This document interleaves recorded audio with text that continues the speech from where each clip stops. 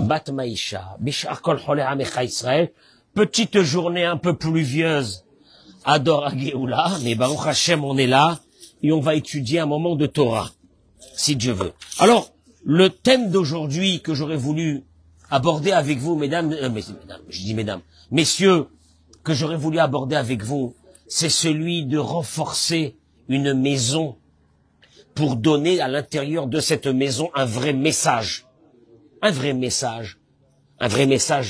d'équilibre, un vrai message de Torah, un vrai message d'éducation de nos enfants.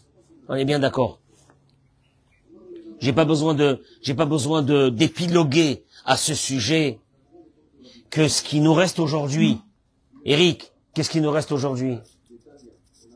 Un peu de valeur de Torah, hein? Qui vont contrecarrer les folies que nous avons aujourd'hui dans ce monde qui est en train de se désagréger de plus en plus, de perdre complètement ses valeurs. Alors, il y a les maisons. Pourquoi je dis ça aujourd'hui? Parce que dans la paracha de cette semaine, vous allez voir que la Torah nous dit Ve'asita et akerashim la Mishkan, tu feras. Vous savez que le Mishkan, qui veut dire le Beth Amikdash portatif qu'il va y avoir dans le désert, et qu'après il va servir le peuple d'Israël de nombreuses années en Israël, le temps que le roi Salomon va construire le temple, ça va durer plusieurs centaines d'années. Ce Mishkan, là, Hervé, il avait quoi, Gérard? Il avait quoi? Une structure. Cette structure, elle était faite de quoi? De poutres. Verasita et akerashim. Tu feras ces poutres. Ces poutres. Apparemment, c'est des poutres que tout le monde est au courant d'eux. Ces poutres. Atzé shitim. Des bois de cèdre. Omdim. C'est quoi omdim? Omed. Amida. Omed. Debout. Rashi ramène. Pourquoi il est écrit ces poutres? Tu feras des poutres. Hein? Pourquoi ces poutres? Sam, pourquoi ces poutres? Ça veut dire, et elles sont déjà désignées. Mawa kerashim, ces poutres. Mais otan aomdim ou meyochadim lekar. Ce sont des poutres qui sont déjà réservées et préparées pour ça. Quoi? Rashi ramène, Yaakov avinu nata arazim bemitzraim. Écoutez l'histoire de fou. Yaakov, notre ancêtre, quand il est descendu en Égypte, il a planté en Égypte des cèdres.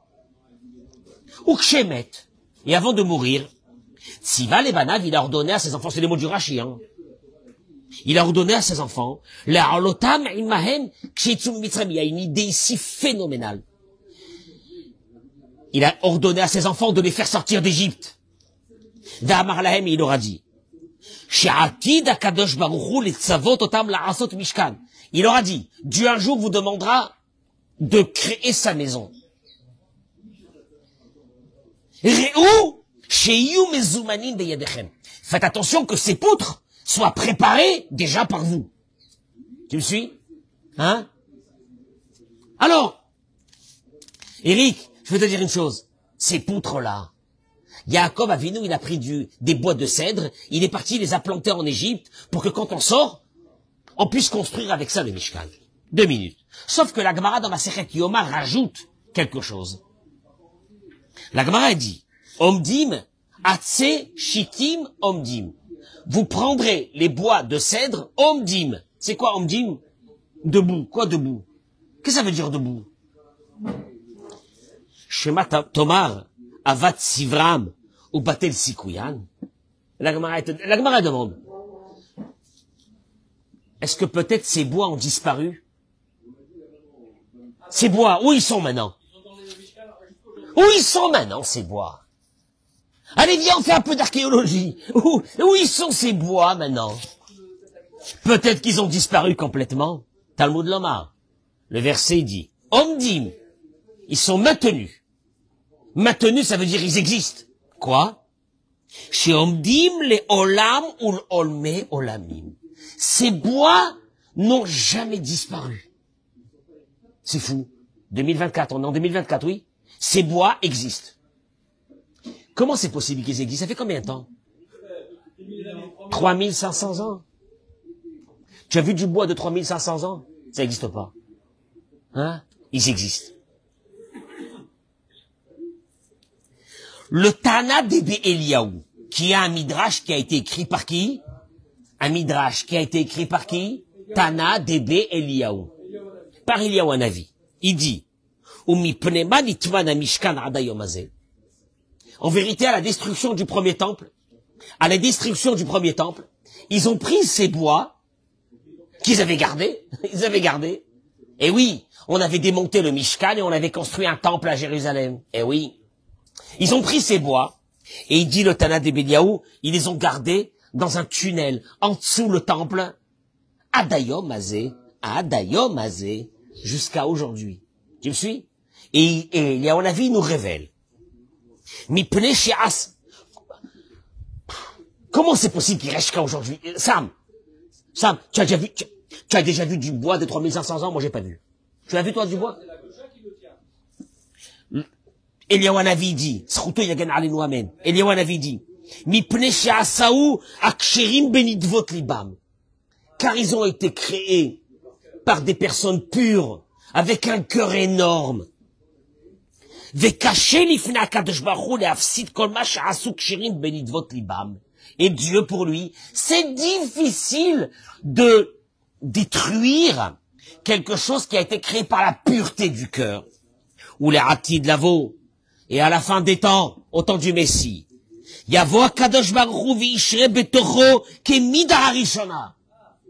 va les faire sortir. Certainement qu'ils feront partie de la structure du nouveau temple qui va y avoir à l'intérieur. Un truc de fou. Ils feront partie de la structure du nouveau temple. Et Dieu retournera et résidera à l'intérieur de ça. Olivier, tu es avec moi? Merci. Où tu es? Non, tu es pas avec moi. Tu es avec moi? Tu as mangé le petit-déj ce matin?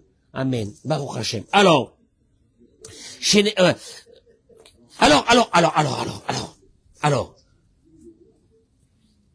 d'où vient cette force de ces bois-là? Et Dieu dit, je peux pas les faire disparaître. Je vais y résider à l'intérieur d'eux. Tu me suis ou non? D'où vient la force de ces bois-là? C'était des bois de cèdre. D'où vient la force? Hein? Hervé, d'où il vient la force de ces bois-là? Parce que ces bois-là, la Gemara dit, ils ont été enterrés dans des méchilotes, dans des tunnels qu'avait créé le roi Salomon à la construction du premier temple, en sachant pertinemment que ce premier temple allait être un jour quoi? Détruit. Et il a dit, vous les faites rentrer à l'intérieur et vous les gardez jusqu'à la fin des temps. Et la Gemara te dit dans Maseret Yoma, ces bois n'ont pas disparu, ils sont là et ils reviendront. C'est que du bois. Shmuel, c'est que du bois. Non, mais bon, ça va, du bois. Sam, c'est du bois, c'est du bois. Bon, bah, ça va, hein. C'est pas de l'or et des diamants, c'est du bois. Qu'est-ce que t'as avec ces bois-là? Et la Torah te dit, Tana d'Ebe Eliaou Hanavi te dit, ces bois, ils ont jamais disparu. Ils sont gardés. Et un jour, ils ressortiront. Et Dieu résidera à l'intérieur. C'est des bois magiques. Qu'est-ce qu'ils ont, ces bois-là, Hervé? Et là, il vient, le Rav Shvadron, et il dit une chose extraordinaire. Il dit que, il a entendu de la part de ses maîtres, sur un midrash qui est marqué dans Bereshit Rabbah. Le midrash, il dit, on a dit que qui c'est qui a planté ces bois? Yaakov. Notre ancêtre Yaakov. Quand il est descendu en Égypte. Sauf que le midrash, il ramène une chose extraordinaire. Il dit le midrash, Vaïssa Israël, au moment où Yaakov va descendre en Égypte, hein? Pourquoi il va descendre en Égypte? Il vient de recevoir une nouvelle de fou. C'est quoi la nouvelle? Son fils Yosef est vivant et il est le roi d'Égypte. Qu'est-ce que tu fais à ce moment-là? Il lui a envoyé des chariots et tout. Qu'est-ce que tu fais à ce moment-là? Tu cours. Sauf que la Torah dit, Vaïssa Israël vechol asherlo, au moment où il est descendu, notre ancêtre Yaakov avec tous ses enfants, Il est parti. Vayavo Be'era Shava. Il est parti à Beersheba. Non, il n'y avait rien là-bas. Il est parti à Beersheba. Qu'est-ce qu'il y avait là-bas? Il n'y avait plus personne. Son grand-père était mort. Avraham Avinu, il était mort. Qu'est-ce qu'il est parti faire à Beersheba? Avant de descendre en Égypte.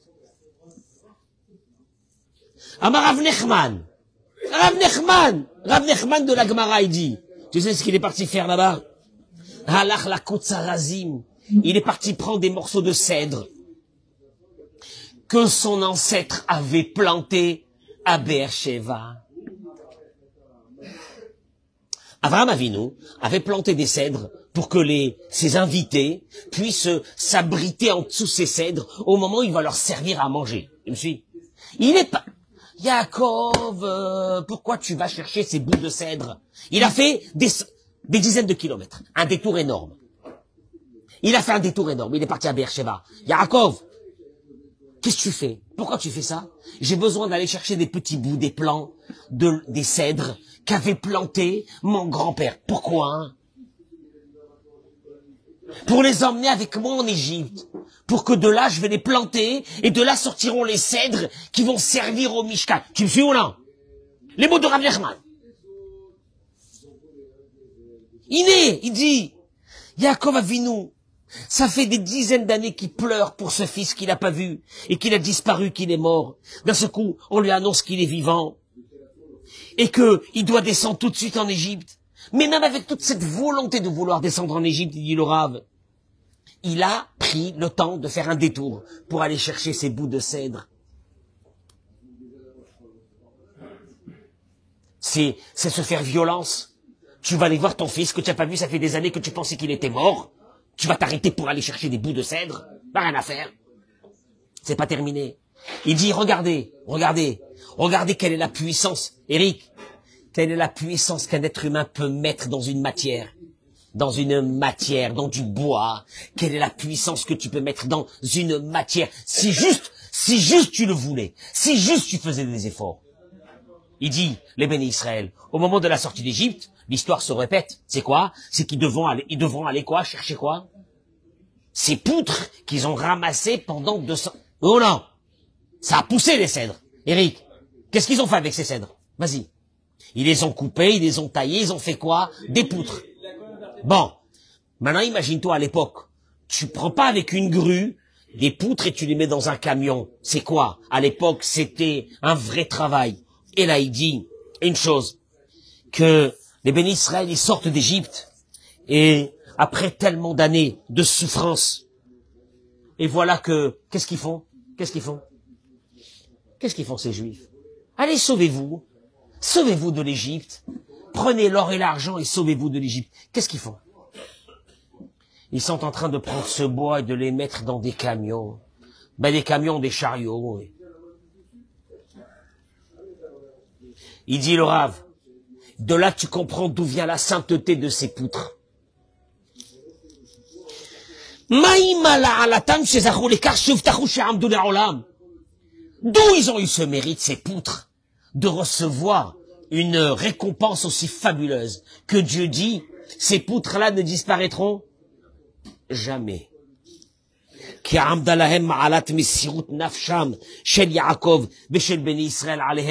Parce que il y avait sur ces poutres,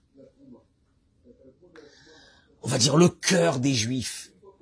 Yaakov, en allant en Égypte, il va prendre du temps pour aller prendre ses plans. Il a mis de l'énergie, il a mis de la mission nefesh, il a mis le don de soi. Tu sais ce qui se passe? Tu transcendes cette matière et tu la rends quoi? Sainte. Elle est devenue sainte. Disparaîtra jamais. Il n'aurait pas pu les faire pousser directement à Beersheba. Non, mais lui, il partait en Égypte. Il n'allait pas revenir. Mais le problème, c'est qu'ils savaient que les bénis Israël allaient rester dans le désert 40 ans et qu'ils auraient besoin là-bas de ces poutres. Mais la Torah, en fait, mais bien sûr dans le désert. Le Mishkan, il a été fait dans le désert. Mais Georges, ici, la Torah est en train de te dire une chose. Un être humain qui dans sa maison, dans l'endroit où il vit, il met ce qu'on appelle de la Messirut Nefesh, du don de soi. Cette maison ne peut plus être la même. Elle prend à l'intérieur d'elle une énergie une énergie que tu peux pas t'imaginer ce qui va se passer. Alors regardez ce qu'il termine. Il dit comme ça. Il dit, en vérité, les pierres précieuses, etc., qu'on a eu besoin dans le Mishkan, c'est Dieu qui a lui-même, qui s'est occupé lui-même pour qu'on les ait dans le désert. Oh non, oui. Pourquoi Dieu n'a pas fait tomber des poutres de bois ou il nous aurait dit de les acheter dans les acheter dans un commerce qui vend du bois et puis c'est tout. Il dit, Ine ikar shem abayit, karouy al kirotav. Il dit quand on parle d'une maison, d'un endroit fermé, d'un endroit protégé. Il dit, la protection d'une maison, elle vient d'où? Des murs. Tu le sais ou non? Tu peux pas faire un toit sans mur. Oui? Des murs. Et, metzamtsemim et mekomo shel bayit, il dit le Rav. Ça réduit l'endroit d'une maison, ça ferme. Ça limite l'endroit d'une maison. Et ça sépare, ces murs séparent entre la maison et le domaine public. Ainsi ça a été avec ces poutres. Elles sont venues pour délimiter l'endroit de la sainteté. Et là, chez Betoch, et c'est vrai qu'à l'intérieur, il y avait quoi? Le Haron à Kodesh, il y avait tout à l'intérieur. Et il dit, Vacher la Chenira, des Beikar à Mishkan. L'essentiel de la structure du Mishkan, c'était quoi? Ces poutres. Bazelo Shayer Shia Asenes. Non. Il fallait pas que ces poutres arrivent avec un miracle. Tu m'entends ce que je suis en train de dire? Les pierres précieuses, pour faire le pectoral, ils sont arrivés avec un miracle, dans le désert. L'or et l'argent, Dieu leur a donné comme ça. Et les poutres, non. Les poutres, ça délimite un endroit qui est fermé. Eh ben, il te dit ça, il n'y a pas de miracle. Quoi, il n'y a pas de miracle? Il te dit, ki beyesod ha-mishkan, tzarich la'ashrish et ha-kedusha, mikoach ma'ase yedei adam. Tu sais qui c'est qui va amener la sainteté dans un endroit? Qui c'est qui va amener la sainteté, la protection, la beauté, la lumière d'un endroit? C'est pas Dieu. C'est toi-même.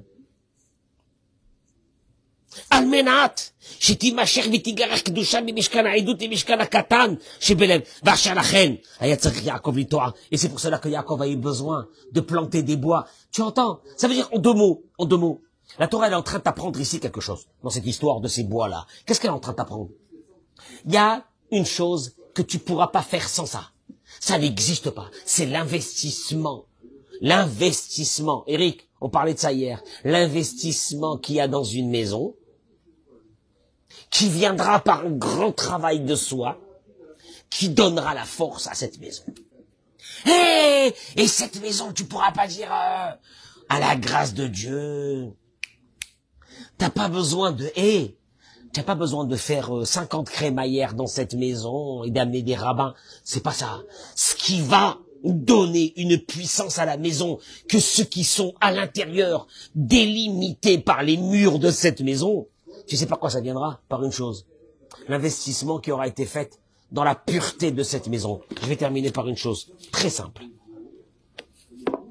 Le Maïmonide, le Rambam, il dit, écoute-moi bien. En vérité, une maison, elle a été créée pourquoi? Hervé, pourquoi elle a été créée une maison?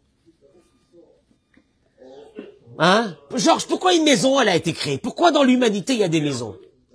Pour s'abriter. Pour se protéger. Pour se protéger. Pour se protéger de quoi? De ce qu'il y a à l'extérieur de la maison. On est bien d'accord? Oui ou non? Bah oui. Il dit le Maïmonide une chose très claire, Eric. Pour ceux qui ont des enfants, écoutez-moi bien. Il dit le Maïmonide. Derech briato shel adam. La nature de l'être humain. La nature de l'être humain, te dit le Maïmonide. Olivier, la nature de l'être humain, c'est quoi? Nimshach liot nimshach bede'otav ou bema'asav ahari'a vechavarav. D'être attiré, d'être influencé par ses amis, par ses connaissances, par sa famille. Ouais. Comment ça se fait que, Eric, comment ça se fait que tu as été influencé? C'est pas une question. C'est la nature humaine d'être influencé par l'endroit où tu es. Bah ouais. Des fois, il y a des personnes qui me disent, dommage, j'ai fait des erreurs avec mes enfants avant. Mais avant où tu habitais? Ils me disent où il habitait. C'est naturel. C'est naturel. Les copains que tu as, les amis que tu as, les fréquentations que tu as. Tu peux pas dire, je vais les fréquenter. Mais je vais pas être influencé, Eric. Alors quoi? Alors il te dit le Maïmonide, alors qu'est-ce qu'on fait? Tu vas me dire qu'est-ce qu'on fait?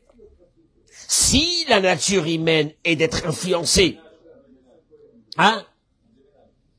Alors il dit le Maïmonide, c'est pour cela que il faut se coller dans un endroit où il y a des personnes qui sont construites, des personnes qui ont des valeurs, qu'aider chez Ilmod Mimaasehem. Tu sais comment tu vas apprendre de quelqu'un? Tu vas être influencé par lui. Alors pour ça, il vaut mieux qu'à la base, tu te mettes avec des personnes quoi? Pas avec des fous, avec des gens normaux. Sauve-toi de ceux qui sont pas bons, qui sont dans l'obscurité. Ben oui, je suis désolé. Si tu te mets avec des amis, que pour eux, hein, le standing, les marques, je sais pas ce que ça veut dire les marques, les folies, les bêtises, je sais pas ce qu'ils ont dans la tête. Et tu te mets là-bas toi avec eux ou avec tes enfants, ne te pose pas des questions après. Pourquoi tes enfants ont été encore beaucoup plus que ces gens-là? Tu sais pourquoi? Parce qu'il n'y a rien à faire. Un être humain est dans sa nature. Tu vois, là, on est là ensemble, oui. Eh ben, on se rend pas compte, hein. On se rend pas compte. L'endroit, nous change. Tu sais pourquoi? Parce que la nature humaine, c'est d'être attiré par l'ambiance qu'il y a autour de lui. Il termine le Maïmonide. Et il dit, et si vraiment, il se trouve dans un endroit où les gens sont tellement mauvais, ils ont tellement aucune valeur, ils sont tellement dans des futilités, etc. Yetzela me'arot, vela chochim, vela midbarot. C'est extrême, hein. Il te dit, le Maïmonide, va dans un désert. Va dans un désert. Va vivre dans un désert. Kol ze ne'emar, il te dit, בכלל, שכחת תלמודו, הוא גם שכחת ההנהגות הנכונות ודעת האמונה של התורה הקדושה, כי אדם שחי במקום שהוא רחוק, il te dit, quelqu'un qui vit dans un endroit, qui est loin de la Torah, des valeurs de la Torah, des valeurs de la Emouna, Zénith Bakbo, il n'y a rien à faire, ça va se coller en lui. והוא שוכח את האמת עם הזמן. Avec le temps, il perd complètement la vérité dans laquelle il vit. הוא מתחיל להאמין לאמונות הכזבות של סביבתו, et il commence, vous voulez que je vous dise, j'ai été stupéfait. Mais en vérité, il faut pas être surpris pour ça. J'ai été stupéfait. Tu sais par quoi? Par des personnes que j'ai connues avant. Et qu'ils ont fait leur aliyah, ils sont venus en Israël. J'étais stupéfait de les voir des années après, avec d'autres idées, mais complètement à l'ouest. Illuminés. C'était des gens qui aimaient tout le monde, qui vivaient avec tout le monde, qui adoraient tout le monde. Et d'un seul coup, ils sont devenus des gens tristes, des gens méchants. Quoi? Tous ceux qui font pas l'armée sont des réchaïm, et ceux qui font pas ça, ce sont des comme ça. Tu sais quoi? Je connais un peu la musique qu'il y a dans ce pays. La musique. Comment? Et ça? Et les religieux? Je dis, c'est bizarre. C'est bizarre. En France, on n'a jamais entendu ces mots. Qu'est-ce qui s'est passé ici? Mais, je vais te dire une chose. Quand tu rentres dans une ambiance d'un endroit, des fois c'est des choses positives et des fois c'est des choses négatives. לכן, הכלל שצריכים לדור אך ורק בסביבה של שמירת תורה ודרך האמת, הוא שייך לכולם, בלי יוצא מן הכלל.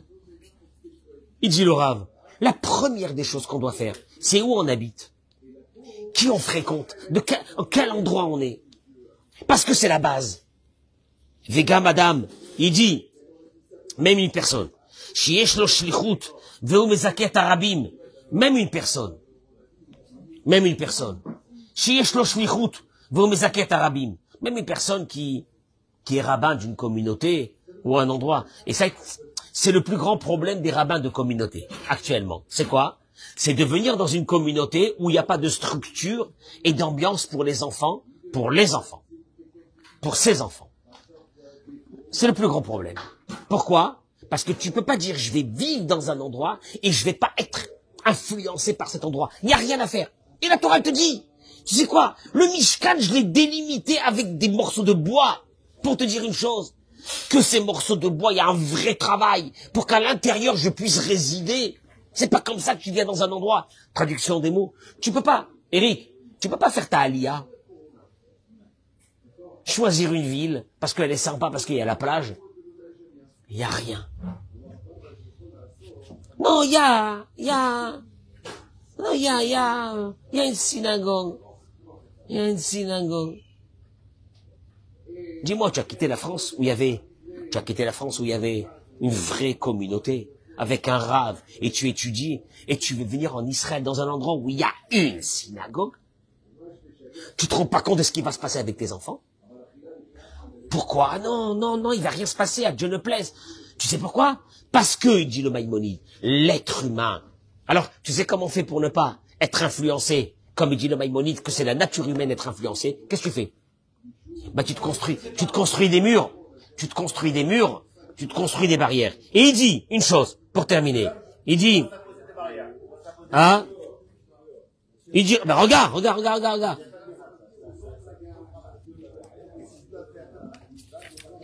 Il dit comme ça, il dit, on l'a appris, non mais, c'est fondamental. Il dit, on l'a appris d'Avraham Avinu. Avraham Avinu, c'est que Sarah, elle lui dit, ton fils, Ishmaël, il peut pas rester avec mon fils Yitzhak. Avraham Avinu a compris qu'il faut qu'il se sépare de son fils. Avraham Avinu a une peine terrible de se séparer de son fils. Jusqu'à que Dieu lui a dit, Shma Bekola, écoute sa voix, écoute la voix de ta femme. Ouais, Dieu lui a dit ça. Il dit que Avraham Aya Ish Chesed. Avraham Avinu, c'était quelqu'un de bonté. Aya Mekarev et Kol Haolam Kulo. Lui, qu'est-ce qu'il faisait? Il rapprochait les gens qui faisaient la Avodah. Oui ou non? Maintenant, on va lui demander de faire quoi? De prendre son fils. Lui qui rapproche tout le monde. Et qui rapproche les gens, les idolâtres, il les rapproche. Et il rapproche tout le monde. On lui dit maintenant, ton fils, prends-le. Et quoi? Jette-le. Il te dit, Vayera davar me'od be'ene Avraham. Avraham, il a eu très mal. Son fils, il était encore petit. Même s'il était plus grand. Ça aussi, c'est dur. Il te dit, le Rav, que personne ne se trouve dans cette épreuve de la vie, qu'il faut prendre un des enfants de la maison parce qu'il est tellement néfaste et tellement mauvais pour l'ambiance de toute la maison, et de s'en séparer, c'est dramatique. C'est dramatique.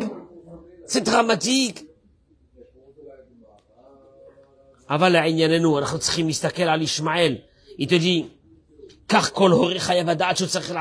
en vérité, il te dit le Rav, nous ce qu'on doit apprendre de ça, c'est une chose. Combien de dire à nos enfants de faire attention, de construire notre vie, de construire notre maison, de fermer notre maison, de la rendre hermétique par rapport à tout ce qui se passe dehors.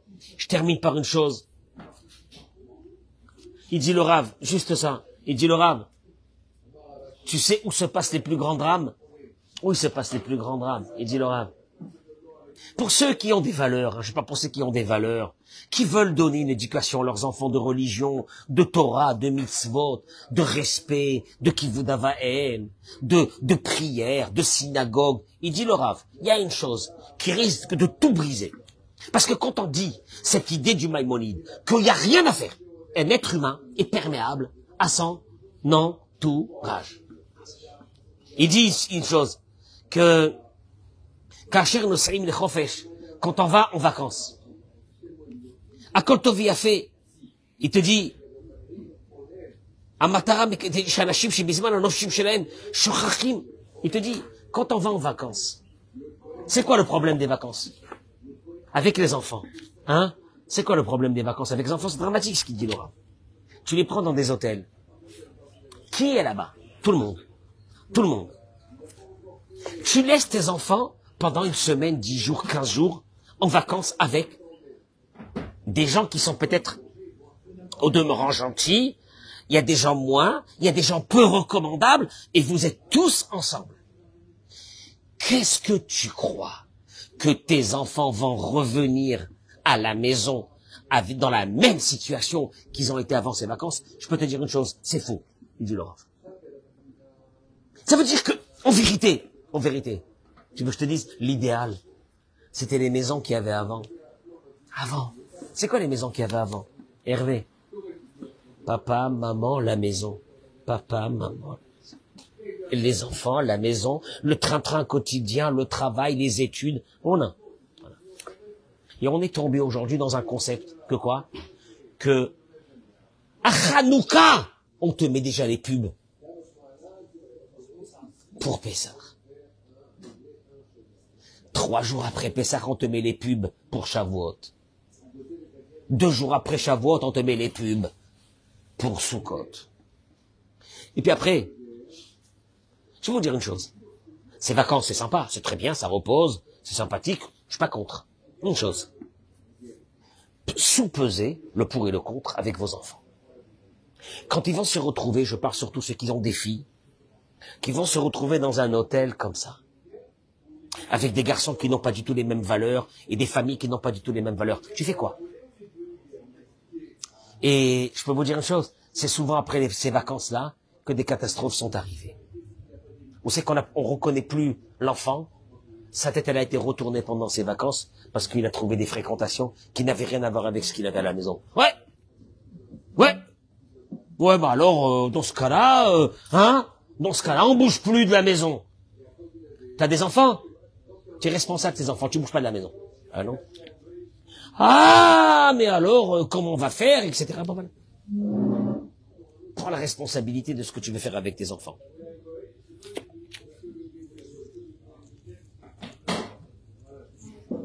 Et ça va partout. Ça va dans tous les domaines. Tu vas passer des vacances avec la famille, ta famille. Ta famille, c'est en demeurant des gens très gentils. Le seul problème, c'est quoi?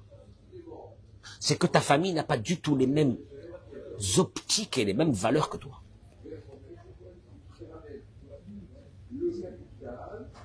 Oui, mais c'est la famille. Ah, mais c'est la famille. C'est la famille, tu peux pas ne pas y aller. Je peux te poser une vraie question. Sam, admettons, quand on te dit que tu dois aller passer des vacances avec des personnes de ta famille. Famille, c'est important. Bien sûr que c'est important. Mais bien sûr que c'est important la famille. Sauf que, on te dit qu'ils sont atteints d'une maladie, comment on appelle ça, qui se transmet, comment on dit, qui se transmet, qui est, très contagieuse. Allez-nous. Tu vas avec eux. La famille pourtant. C'est la famille pourtant, oui. Non, tu vas, non. Ils sont très gentils, c'est ta famille, tes cousins, tes cousines, mais ils sont atteints d'une maladie contagieuse que si tu t'approches d'eux, l'hôpital. Tu vas? C'est la famille! C'est la famille! Dis à ta femme, c'est la famille, il faut qu'on y aille! Ah, quoi? Tu vas pas. Pourquoi, quand c'est des choses aussi fondamentales que les valeurs de notre vie, je te dis pas la même chose? Ce n'est pas la même chose. Pourquoi? Et ça va dans tout. Tu sais c'est quoi une vraie maison qui va tenir 20 ans, 30 ans, 40 ans, 50 ans? C'est une maison qui a eu de ce qu'on appelle, comme il le dit le Rav Shvadron, de la Messirut Nefesh, du don de soi. Du don de soi. On ferme la maison, on s'investit à l'intérieur de cette maison, on passe du temps à l'intérieur de cette maison. C'est pas juste pour dormir et manger une maison, c'est pour éduquer à l'intérieur les enfants. Il faut déjà s'éduquer. Ah voilà, ce que je dis maintenant, c'est d'une importance capitale. Les gens ne se rendent pas compte de ce que je suis en train de dire. Les gens ne se rendent pas compte. Combien de personnes sont venues me dire que après des vacances dans des hôtels, ils n'ont plus reconnu leurs enfants. Ça fait mal au cœur. Qu'est-ce que tu vas leur dire? Ah, il fallait pas y aller en vacances.